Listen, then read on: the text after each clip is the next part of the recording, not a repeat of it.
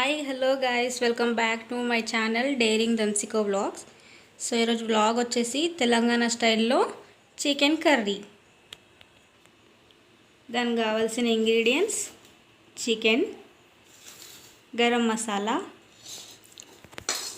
కొబ్బరి, గసాలు, జీలకర్ర, కొత్తిమీర, ఆనియన్స్, 1 లెమన్ అండ్ బిర్యానీ ఆకు చెక్క. సో నెక్స్ట్ ప్రాసెస్లోకి వెళ్ళిపోదాం. స్టవ్ ఆన్ చేసుకొని ఒక గిన్నె పెట్టుకొని దాంట్లోకి కొంచెం ఆయిల్ పోసుకోవాలి. ఆయిల్ వేడైన తర్వాత బిర్యానీ ఆకు, చెక్క వేసుకోవాలి.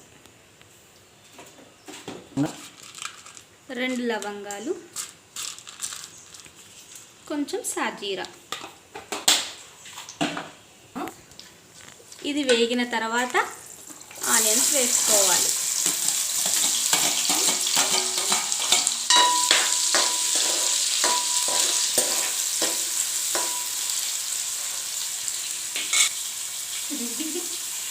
మమ్మీ నెక్స్ట్ ఆనియన్స్ వేసిన తర్వాత ఏం వేయాలి?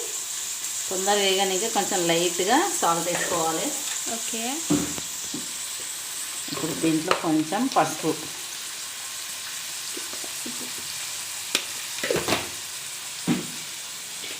ఇది కొంచెం లైట్ గోల్డెన్ కలర్ రావాలి.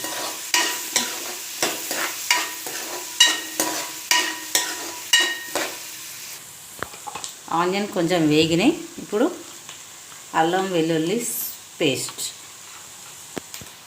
ఇది ఫ్రెష్గా దంచేసుకుంటే మంచి టేస్ట్ వస్తుంది. ఇది ఒక 2 మినిట్స్ వేగనియాలి.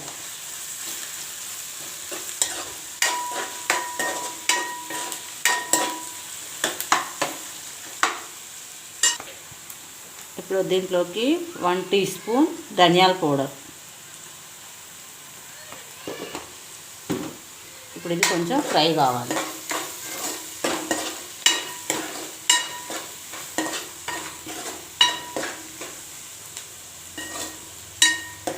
ఎక్కువసేపు అవసరం లేదు, ఒక 2 మినిట్స్ ఫ్రై అయితే చాలు. ఇప్పుడు దీంట్లోకి కడిగి పెట్టుకున్న చికెన్ వేసుకోవాలి.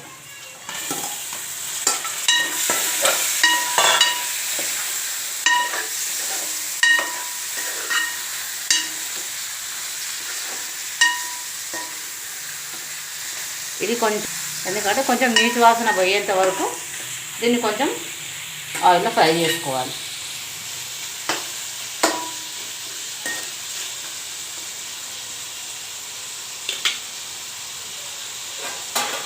దీనిపైన కొంచెంసేపు మూత పెడితే దీంట్లో వాటర్ ఊరి దాంట్లో ఉన్నంచి వాటర్ బయటకు వచ్చి చికెన్ కొంచెం లైట్గా ఉడుకుతుంది. తర్వాత దాంట్లోకి ఏం కావాలో నేను చెప్తాను. చికెన్ కొంచెం వేగేలోపు మనం మసాలా పొడి చేసుకున్నాం. ఇందాక వేయించి పెట్టుకున్న కొబ్బరి, గసగసాలు, కొద్దిగా జీలకర్ర పౌడర్ చేసుకున్నాం.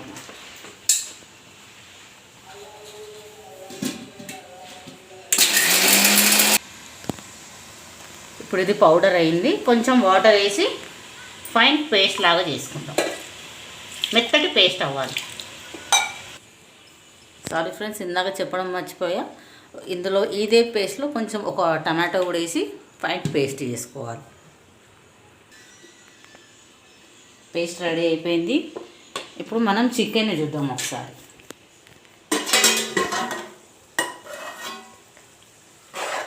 చూసారా ఫ్రెండ్స్, చికెన్లోంచి వాటర్ వచ్చేసింది లైట్గా. ఇప్పుడు ఈ వాటర్ అంతా వెళ్ళిపోయే వరకు కొంచెం హై సిమ్లో పెట్టుకొని చికెన్ని కొంచెంసేపు వేగనియాలి. ఈ వాటర్ అంతా ఎగిరిపోయేంత వరకు. ఈ వాటర్ అంతా ఎగిరిపోయిన తర్వాత దీంట్లో ఏమేయాలో చూపిస్తాను. ఇప్పుడు ఇందులోకి కొంచెం దగ్గరకు వచ్చేసింది, వాటర్ కొద్దిగా ఎవాపరేట్ అయిపోయింది. ఇప్పుడు ఇందులోకి కావాల్సినంత కారపొడి. మేము కొంచెం స్పైసీగా తింటాం కాబట్టి ఒక 1/2 స్పూన్ ఎక్కువ వేస్తున్నాను.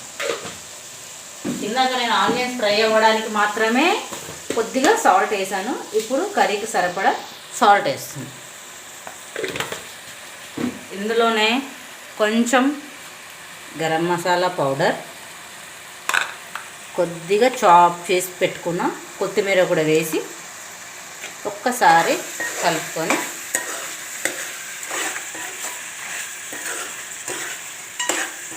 కొంచెం చికెన్కి ఉప్పు కారం మసాలాలు అన్నీ పట్టేలాగా హై ఫ్లేమ్లో ఒక 2 minutes ఉంచి నెక్స్ట్ ప్రాసెస్ చూద్దాం. చూడండి, ఇప్పుడు చికెన్లో ఆయిల్ కొంచెం బయటికి వచ్చింది, వాటర్ అన్నీ వెళ్ళిపోయి చికెన్లో ఆయిల్ బయటికి వచ్చింది. ఇప్పుడు చికెన్కి ఉప్పు కారం మంచిగా పడుతుంది. ఇప్పుడు ఏం చేయాలంటే ఇందాక మనం మిక్సీ చేసి పెట్టుకున్న కొబ్బరి, గసగసాలు, టమాటో పేస్ట్ ఇందులో వేసుకోవాలి.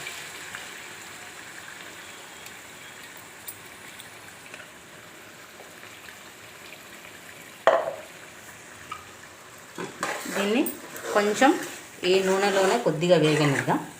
ఒక 5 minutes కూడా అవసరం లేదు, 2 to 3 minutes ఉడికితే కొంచెం సరిపోతుంది. ఆల్రెడీ మనం వేయించి పెట్టుకున్నవే కాబట్టి కొంచెం సేపు వేయిస్తే సరిపోతుంది, ఎక్కువసేపు అవసరం లేదు. తర్వాత మనకు కర్రీ కన్సిస్టెన్సీని బట్టి మనం వాటర్ వేసుకుంటే సరిపోతుంది. ఆల్మోస్ట్ చికెన్ 55% ఉడికిపోయి ఉంటుంది. కొంచెం ఒక 2 minutes దాన్ని బాయిల్ చేయనిచ్చి మన గ్రేవీ కన్సిస్టెన్సీ ఎంత కావాలో అంత మనం వాటర్ వేసుకోవాలి. చూసారా ఫ్రెండ్స్, ఎంత మంచి కలర్ వచ్చింది.